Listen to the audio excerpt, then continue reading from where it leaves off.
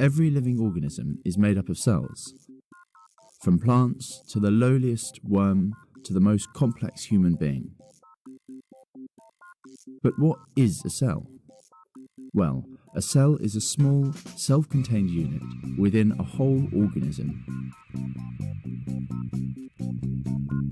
Kind of like a room within a house. It is the smallest unit that can be classified as a living thing.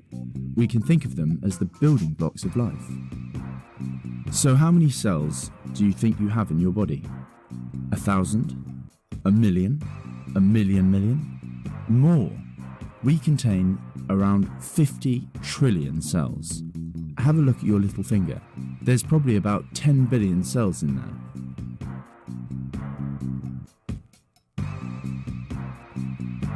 Now, cells come in all different shapes and sizes. Occasionally, cells can be large enough to be seen by the human eye. For example, the yolk of a chicken egg is actually a single cell, and some cells are really long, such as a nerve cell that runs the entire length of your spine. However, most cells are really, really tiny and can only be seen under a microscope. They are so tiny that you could fit about 10 of them across one of your hairs.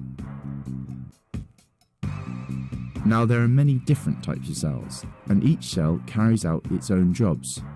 Some of these jobs are common to all cells, such as making proteins and producing energy, while some jobs are specific to the type of cell. Cells that produce the peacock's tail must produce beautiful coloured pigments.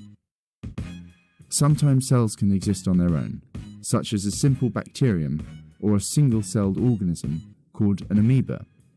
But mostly, cells work together to form more complex multicellular organisms, such as animals, plants, and insects. In a multicellular organism, as well as doing its own jobs, each cell also works together with the other cells around it to carry out an overall job. For example, the cells of the heart work together to pump blood around your body. So, cells come in all shapes and forms and have all sorts of jobs, but they are all fundamental building blocks of living organisms.